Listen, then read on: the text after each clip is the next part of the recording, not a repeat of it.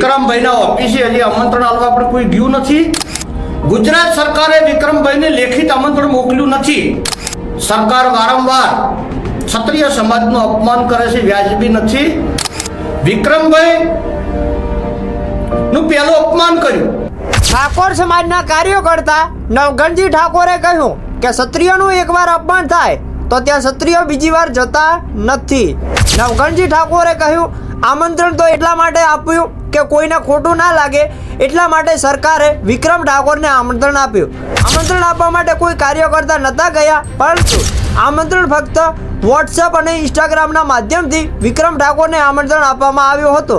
ફરીથી સરકાર પર નવઘણજી ઠાકોરે આરોપ લગાવ્યા। નવઘણજી ઠાકોરે કહ્યું સરકાર વારંવાર ક્ષત્રિય સમાજનું અપમાન કરે છે, એ વ્યાજબી નથી। નવઘણજી ઠાકોર સરકારને અપીલ કરીને નવઘણજી ઠાકોરે કહ્યું ઠાકોર સમાજનું વારંવાર અપમાન ના કરો તો સારું કહેવાય। આગળ નવઘણજી ઠાકોર શું કહે છે એ આપણે વિડીયોમાં જોઈએ, અને તમે નવઘણજી ઠાકોરની વાતથી કેટલા સહમત છો એ તમે કોમેન્ટ બોક્સમાં જરૂરથી જણાવી દેજો। વિડીયો ગમે તો લાઈક કરી દેજો, ચેનલને સબસ્ક્રાઈબ કરી દેજો, જેનાથી કરીને આવી અનેક પ્રકારની માહિતીઓ તમને સૌથી પહેલાં મળી રહે આપણી એમ ગુજરાતી યુટ્યુબ ચેનલમાં।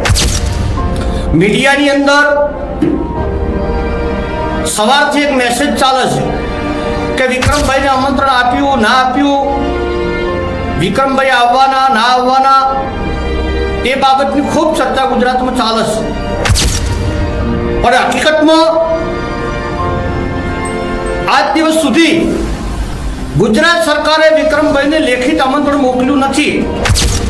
ઇન્સ્ટાગ્રામની અંદર હિતુભાઈ કનોડિયા મીડિયાના માધ્યમથી એવું બોલે છે કે જે કન્ફર્મ હતા એ લોકોનું જ નામ લિસ્ટમાં છે।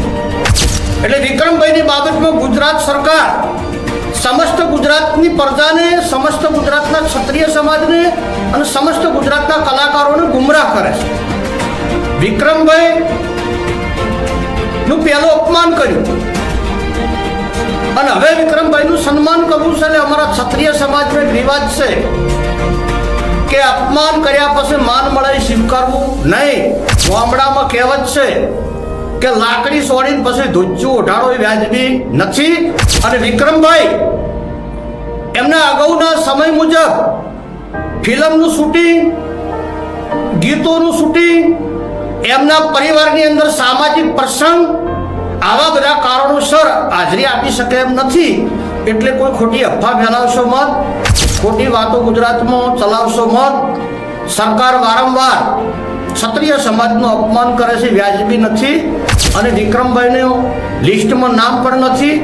ગુજરાત સરકારનો કોઈ સત્તાવાર અધિકારી વિક્રમભાઈના ઓફિસે હજી આમંત્રણ આપવા પણ કોઈ ગયું નથી। એટલે ખોટી રીતે વિક્રમભાઈને બદનામ કરવાની વાત છે। અને ક્ષત્રિય સમાજના તમામ કલાકારોને વિનંતી કરું છું કે તમારા પ્રતાપથી, તમારા આશીર્વાદથી તમે જે મોમેન્ટ ચલાવી તેના કારણથી ગુજરાત સરકારે એવોર્ડ આપવાની પણ શરૂઆત કરી। 30 એપ્રિલ સુધી દરેક ફિલ્મનું નામ પણ મંગાવ્યા। એટલે તમારી મક્કમતા, તમારી લડત, તમારો અવાજ ગુજરાત સરકારે સાંભળ્યો છે અને તેના કારણથી તમામ કલાકારોને લાભ થવાનો છે। એટલે મીડિયાના માધ્યમથી સરકાર ખોટી અફવાઓ ના ફેલાવે, વિક્રમભાઈને બદનામ ના કરે। અમારા ક્ષત્રિય ઠાકોર સમાજના તમામ કલાકારોને બદનામ મત કરો। કલાકારો જોડે ટાઈમ હોય નહીં, એ લોકો હાજર રહે ના રહે એનો કોઈ મતલબ હવે છે નહીં। પહેલું અપમાન કર્યું અને હવે સન્માન કરો એ વ્યાજબી નથી।